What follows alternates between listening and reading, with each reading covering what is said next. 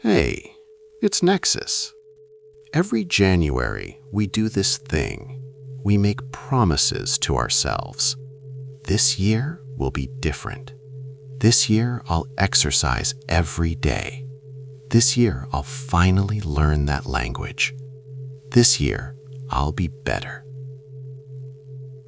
And for the first week, maybe two, we actually do it. We feel good, motivated, like we finally figured it out. Then something happens. By February, that gym membership sits unused. The language app, 14 days without opening it. The journal, still stuck on January 3rd. And we feel guilty, disappointed, maybe a little ashamed, like we failed. Again. Here's what I want you to know. You're not alone. 80% of New Year's resolutions fail by February. 80%. That's not you. That's not weakness. That's not lack of discipline. That's something else. Something worth understanding. What if the problem isn't you? What if it's the way we think about change itself? Let's figure it out, not to feel worse about failing, to understand why it happens, and what that tells us about being human. Because once you see what's really happening, everything changes. So what's the usual answer? When we fail at our resolutions, we say it's willpower. We didn't want it enough. We weren't disciplined enough. We gave up too easily. And sure, maybe that's part of it. But is that the full story? Because here's what's strange. You know what to do. You really do. Eat better, exercise more, practice daily, start earlier. The knowledge is there. The intention is real. You genuinely want this. So why doesn't it happen? The productivity gurus have an answer. They say you need better systems, better habits, better routines. Just optimize harder. The therapists have a different take. They say you need to explore your resistance, understand your patterns, heal your relationship with achievement. And the research?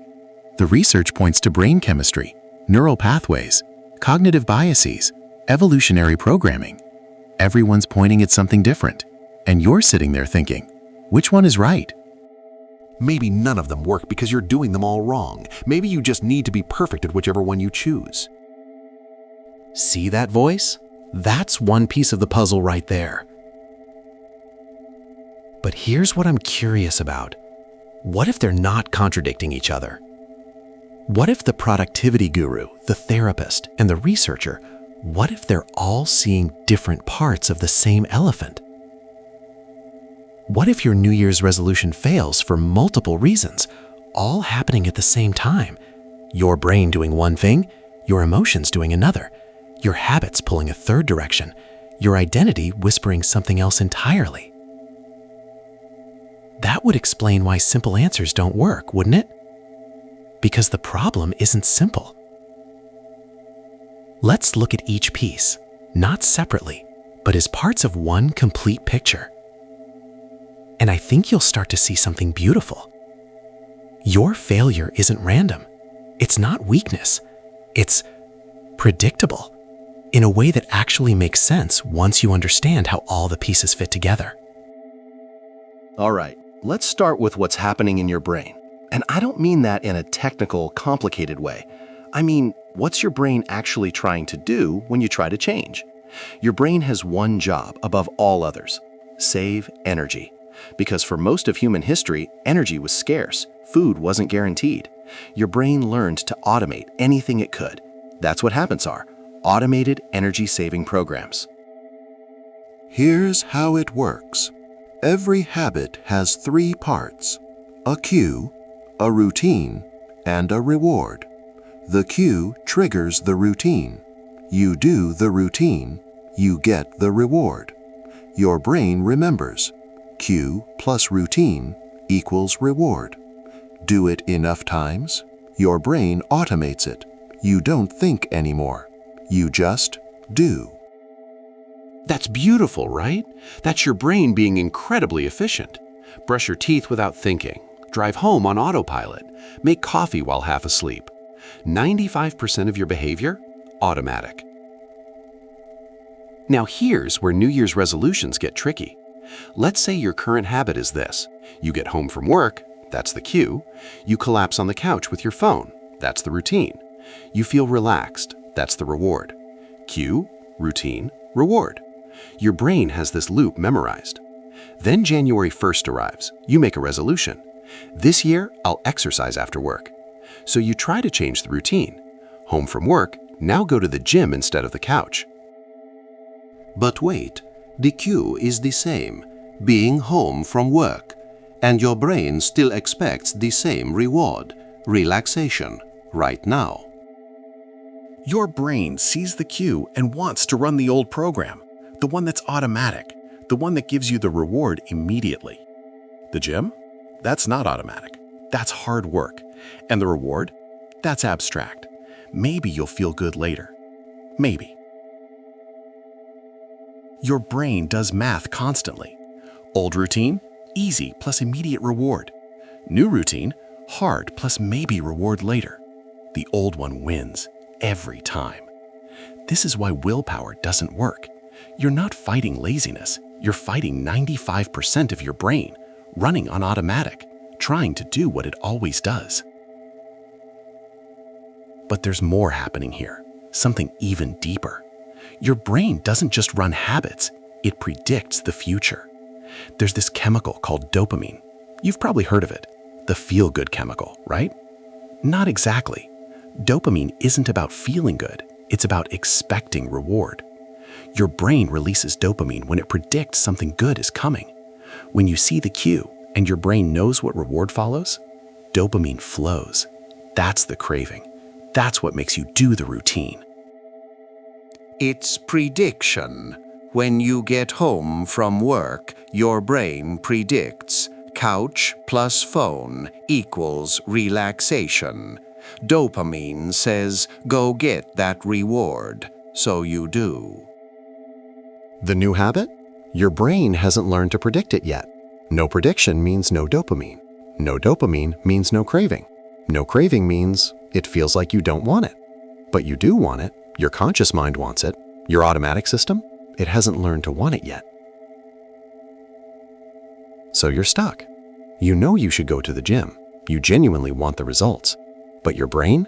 Your brain is pulling you toward the couch. Because that's the prediction it knows. That's the reward it expects. You're not weak. Your brain is working perfectly. It's just working for the old habit, not the new one, yet. This is the first piece of the puzzle. Your resolution fails because you're trying to change behavior while your brain is still running the old program, still predicting the old reward, still releasing dopamine for the old routine. You can't willpower your way past that, not for long. But remember, this is just one piece. There's more happening, and it gets even more interesting. So your brain is running old programs, automatic habits pulling you back to what's familiar. But there's another layer to this, something that makes it even harder. Your brain doesn't just prefer easy over hard, it prefers now over later. Always, every single time. Let's try something. I'm going to offer you two choices. Choice 1, I give you $100 right now, today, this moment. Choice 2, I give you $110, but you have to wait a month. Which one feels more tempting? Most people choose the $100 now, even though waiting would get them more money. Even though rationally, $10 extra for 1 month of waiting is a pretty good deal. Interesting. The logical choice is waiting, but the emotional pull is immediate. Why? Economists call this present bias. Your brain values things right now much more than the same things later. Not a little more, much more. It's not a steady decline either. The value drops sharply at first, then levels out. Here's what that means for your resolution. On January 1st, you imagine future you, 3 months from now, fit, healthy, accomplished. That version of you who's stuck with a habit. And that feels valuable. That feels worth it. But then it's Tuesday evening after a long day, and the choice isn't about 3 months from now anymore. The choice is right now. Go to the gym right now, feel tired, uncomfortable, sweaty. That's immediate. Or stay on the couch right now, feel relaxed, comfortable, easy. That's also immediate. Your brain is doing math again. Immediate discomfort versus immediate comfort. And immediate always weighs more. Always. This is why you can genuinely want the long-term goal and still choose against it every single day. Because every day the long-term goal is distant and the immediate comfort is right here. Your brain isn't being irrational, it's being perfectly rational with a strong preference for now. Every time you choose the gym over the couch, you're not just exercising, you're giving something up. That relaxation, that ease, that comfort you really need after a hard day. Economists call this opportunity cost. Every choice means not choosing something else. But that's weak. I should be better than this. Sometimes rest matters more than progress. This is the second piece of the puzzle. Your resolution fails because you're fighting present bias. You're asking your brain to value something distant more than something immediate. And you're demanding perfect trade-offs every single day. No rest, no ease, just constant choosing of later over now. That's not sustainable. Not because you're undisciplined, because you're human. Your brain isn't broken. Your brain evolved to keep you alive. And for most of history, immediate mattered more than distant. The food right here mattered more than the potential food next week. Your brain still works that way. Habits pull you toward the old pattern. Present bias pulls you toward immediate comfort. Both at the same time. Both perfectly natural. Both incredibly powerful. And you're trying to overcome both with willpower alone. No wonder it doesn't work. But we're not done yet. There's another layer, one that goes even deeper. So far, we've talked about your brain, the automatic programs, the pull toward immediate comfort. But here's where it gets more interesting, and maybe more uncomfortable. Let me ask you something. That resolution you made, that promise to change, whose idea was it? Really? Was it yours? Something you genuinely wanted, deep down? Or was it something you thought you should want? Maybe everyone at work is training for marathons, so you should too. Maybe your family keeps asking when you'll get serious about your career, so you should. Maybe Instagram is full of people waking up at 5 a.m. to meditate and journal and exercise, so you should. I should be better. I should want the right things. I should be like them. Should.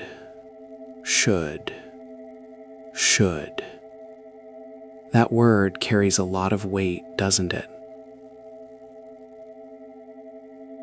Here's what research on behavior change has found.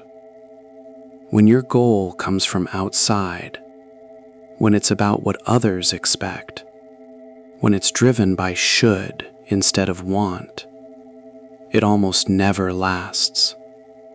Not because you're weak, because it's not actually yours. You can force yourself to do something you should do. For a while, days, maybe weeks. But your brain knows this isn't what you really want. This is what you think you're supposed to want. And eventually, you stop pretending. But how do I even know what I really want? It's all mixed up. Expectations and comparisons and shoulds. Beneath all of that, there's knowing. That whisper, that quiet voice underneath everything. That's the part that knows what you actually want. Not what sounds impressive. Not what looks good on social media. Not what your parents hoped for. What you actually want.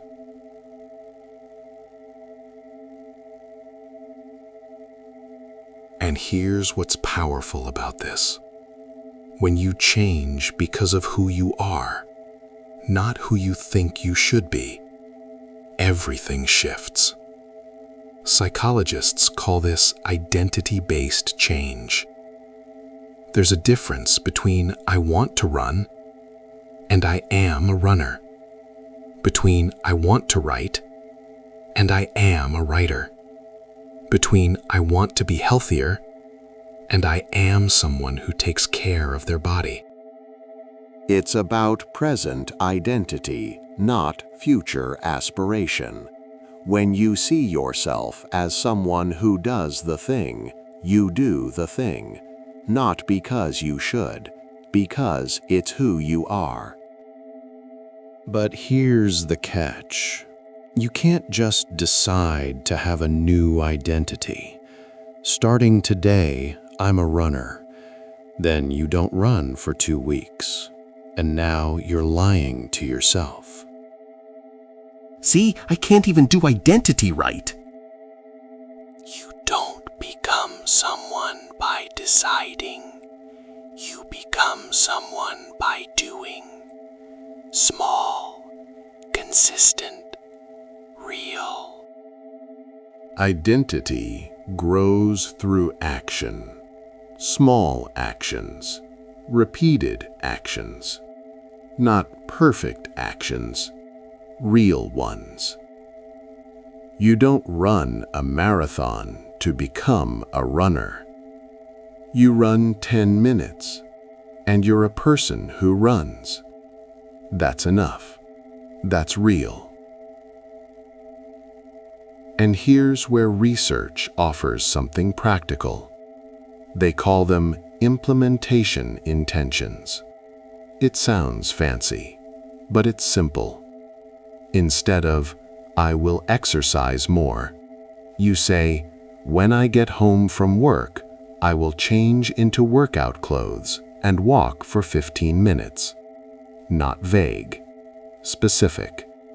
When, where, what exactly? Your brain likes specificity. Exercise more has no cue, no clear routine. But when I get home is a cue. Change clothes and walk 15 minutes is a routine. Now your brain can build the habit. It's a bridge between intention and action, between wanting and doing. But even this only works if, and this is the important part, if you actually want it. Not should want it. Want it. What do you want? Not what sounds good. Not what looks right. What do you actually want? This is the third piece. Your resolution fails because it's not yours. Not really. It's borrowed. It's should. It's comparison. And your brain, your true self, knows the difference. Automatic habits pull you back. Present bias pulls you toward now. And underneath it all, a quiet voice asking, is this what you really want? Or just what you think you should want? 3 forces, all powerful, all working together, and we're still not done. There's one more piece, an ancient piece. Thousands of years ago, before neuroscience, before behavioral economics, before psychology. People already knew this. The Buddhists called it the middle way, not forcing yourself into rigid discipline, not avoiding growth entirely, but finding the path between extremes. The Taoists had a different name, Wu Wei, effortless action. Not effortless like lazy, effortless like natural, like water flowing around stones, like a tree growing toward light. They saw what modern science is just confirming. You can't force change, not sustainably, not against your nature, but you can align with it. The Stoics understood it differently. They said, focus on what you can control, not the outcome, the process. Not, I will lose 20 pounds by March. That's trying to control the result. But I will move my body in ways that feel good today. That's working with what you can actually control. 3 different traditions, 3 different continents, thousands of years apart, all seeing the same pattern. Resistance creates more resistance. Force creates counterforce. Fighting yourself makes you fight harder. But when you work with your nature, with how change actually happens, with patience and alignment instead of willpower and force, something shifts. This is the 4th piece, the ancient piece. Your resolution fails because you're forcing, and force never lasts. So, let's bring this all together. Your brain runs 95% on automatic. Old habits have highways. New habits have dirt trails. That's the first piece. Your brain weighs right now much more than later.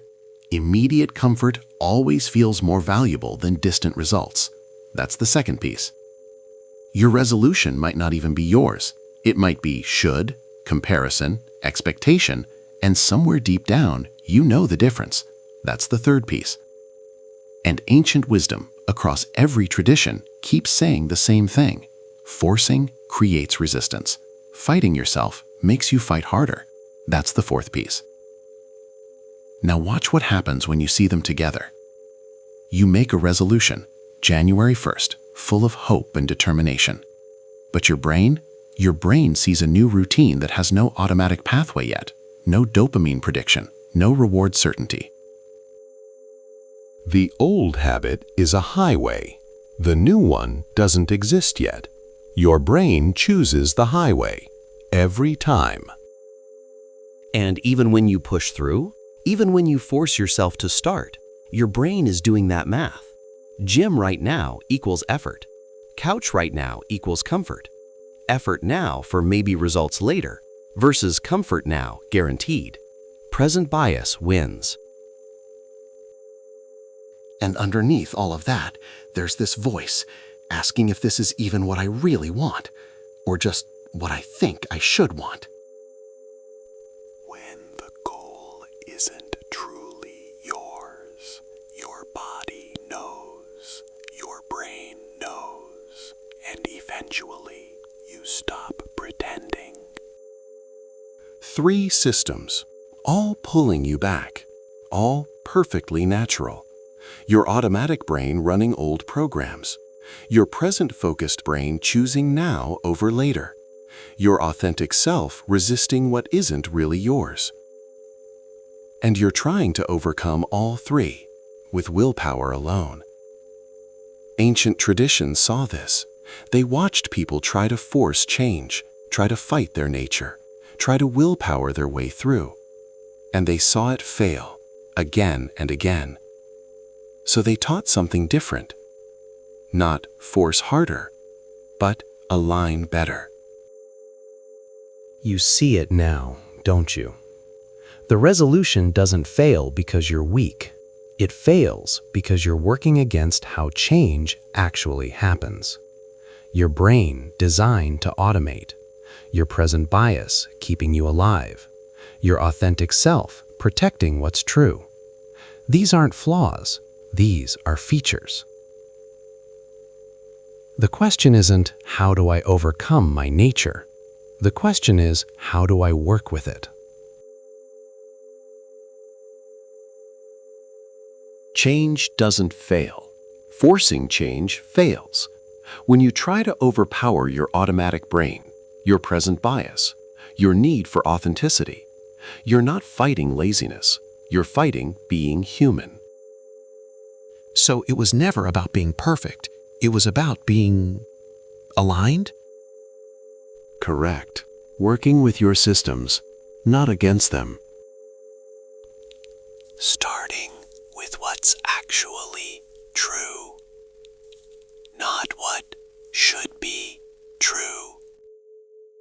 Not forcing, not fighting, not failing. Just understanding.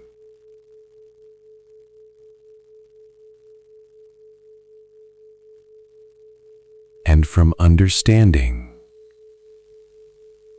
natural change emerges. This is what happens when you stop fighting yourself. When you see that your brain isn't broken, your motivation isn't weak, your discipline isn't lacking. You're just using the wrong approach. The resolution fails, but you didn't. You were never the problem. You just spent 20 minutes understanding why resolutions fail. Not to give up on change, but to change how you change. So what do you do with this understanding? Not a 5-step plan, not a new system to follow perfectly. Just some things to consider. If you want to change something, start by asking, is this actually mine? Not what sounds good. Not what looks impressive. Not what everyone else is doing. What do you actually want? The answer might surprise you. It might be smaller than you thought, more specific, more honest. Then work with your brain, not against it. Your brain needs cues, clear routines, predictable rewards. Not, I'll exercise more, but when I wake up, I'll put on my shoes and walk 10 minutes. Specific, small, real. Build the dirt trail by walking it every day until it becomes a path, then a road, then maybe a highway. And remember, immediate always feels more valuable than distant. So make the immediate matter. Not the workout 3 months from now. The feeling after 10 minutes today. Not the perfect body someday. Moving your body in a way that feels good right now. And maybe it doesn't have to be perfect. Maybe good enough is actually enough. Change doesn't happen through force. It happens through alignment, small actions, consistent presence, honest intention. Not perfect, real. But mostly, I want you to know this. Your resolution failed, but you didn't fail. You weren't lazy. You weren't undisciplined. You weren't weak. You were human, fighting 3 powerful systems with willpower alone, in a culture that doesn't understand how change actually works. That's not failure. That's being set up to fail. Now you understand why, and understanding, that changes everything. Take a breath with me. 3 questions to sit with. You don't need to answer them right now. Just let them breathe. 1. What would it feel like to be gentle with your attempts at change? 2. What do you actually want underneath all the shoulds? 3. What if working with your nature is stronger than fighting against it? Not fixing, understanding. Not forcing, aligning. Not failing, learning.